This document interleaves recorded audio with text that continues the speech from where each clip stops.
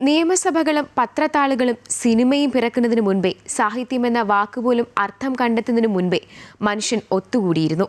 കത്തിയിരിക്കുന്ന തീക്കുണ്ടങ്ങൾക്ക് ചുറ്റും അവർ വട്ടം നിന്നു. അവിടെ അവർ കഥകൾ ആടിത്തീർത്തു. ഒരാൾ വേട്ടക്കാരനായി, മറ്റൊരാൾ കൊടുങ്കാറ്റായി, വേറൊരാൾ ബലി ചോദിക്കുന്ന ദൈവമായി. അവിടെ ഉടൽഭാഷയായി മാറി. ചലനങ്ങൾ ദർശനങ്ങളായി, വികാരങ്ങൾ രാഷ്ട്രീയമായി. ആദിമ മനുഷ്യൻ തൻ്റെ കഥ പറച്ചിലിന് ലിപി നൽകും മുന്നേ നടത്തിയ കണ്ടുപിടുത്തം നാടകം.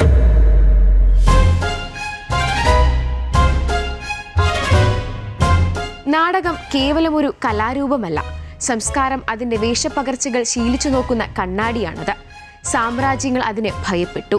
വിപ്ലവങ്ങൾ അതിനെ ആയുധമാക്കി. മതങ്ങൾ അതിനെ വിശുദ്ധീകരിച്ചു. തടി കൊണ്ട് നിർമ്മിച്ച ആ ചതുരകഷ്ണം കേവലം ഒരു തറയല്ല. ചരിത്രപരമായി അതൊരു ആശയങ്ങളുടെ യുദ്ധഭൂമിയാണ്. നാടകമെന്ന പേര് നാടകത്തിന് വീണു കിട്ടുന്നതിന് മുൻപുള്ള ഒരു കാലവും ഉണ്ടായിരുന്നു. അന്ന് ലിഖിതമായ തിരക്കഥകളില്ല. കാഴ്ചയെ മറയ്ക്കുന്ന തിരശീലകളില്ല.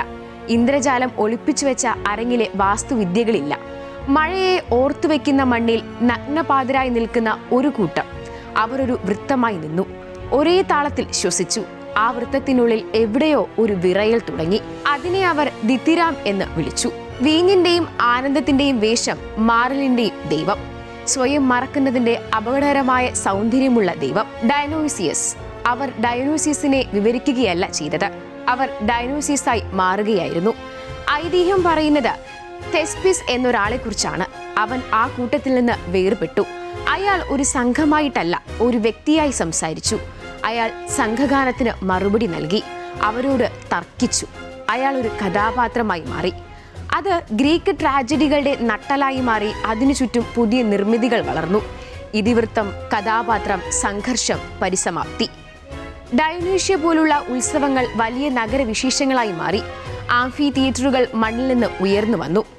ഈസ്കിലസും സോഫോക്ലിസും യൂറിപ്പിസും അരിസ്റ്റോഫീസും അധികാരത്തിന്റെ ധർമ്മത്തെയും നീതിയുടെ പ്രഹസനങ്ങളെയും കുറിച്ച് അവിടെ വെച്ച് ചോദ്യങ്ങൾ ചോദിച്ചു. ആഥൻസിലെ ഓരോ പൗരനും തന്റെ രാഷ്ട്രീയ സന്ദേഹങ്ങൾ നാടകത്തിലൂടെയാണ് കണ്ടുതീർത്തത്. റോമിൽ അത് സാമ്രാജ്യത്തിന്റെ ഉപകരണമായി. ജനങ്ങളെ ലഹരിയിലാഴ്ത്താനുള്ള പ്രകടനങ്ങളായി.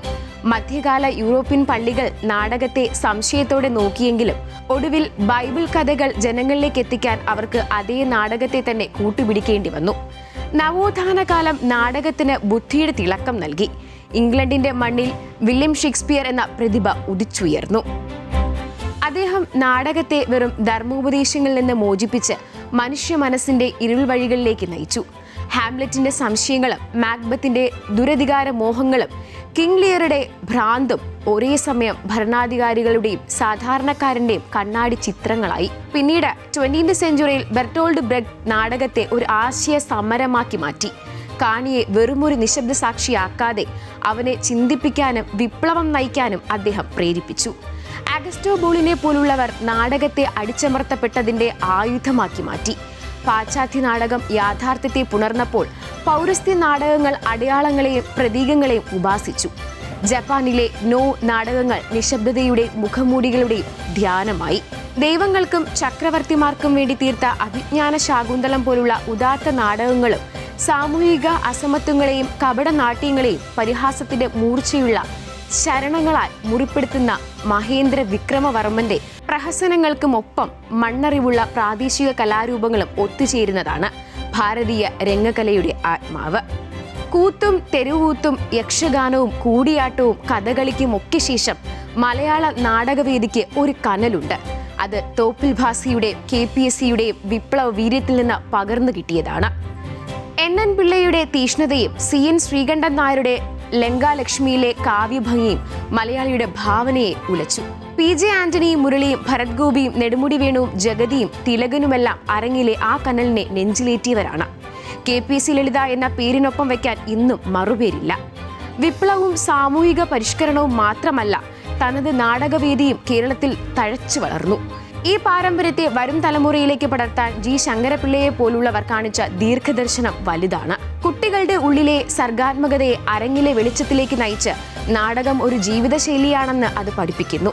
എങ്കിലും ഇത്രയേറെ പരിഷ്കാരങ്ങൾക്കിടയിലും ദിത്തിരാമിന്റെ ആ പഴയ തുടികൊട്ട് അവിടെ ബാക്കിയുണ്ടായിരുന്നു. പാടിത്തിമിർത്ത ഒരു കൂട്ടം മനുഷ്യരുടെ വൃത്തത്തിൽ നിന്നാണ് അതെല്ലാം തുടങ്ങിയത്. ഒരു പാട്ടായി ഒതുങ്ങാൻ വിസമ്മതിച്ച ആ സ്തുതിഗീതത്തിൽ നിന്ന് ഡയോനിസസ് അത്ര സൗമ്യമായൊരു ദൈവമല്ലല്ലോ. അതിരുകൾ മായ്ച്ചു കളയുന്ന ദൈവമാണവൻ. താനും മറ്റുള്ളവനും തമ്മിലുള്ള, നടനും കാണിയും തമ്മിലുള്ള, യാഥാർത്ഥ്യവും മായവും തമ്മിലുള്ള അതിരുകൾ. അവന്റെ ഉത്സവങ്ങളിൽ ലോകക്രമങ്ങൾ തകിടമറിഞ്ഞു. രാജാവും പ്രജയും ആണും പെണ്ണും ബുദ്ധിയും ഭ്രാന്തും എല്ലാം ഒന്നായി തീർന്നു.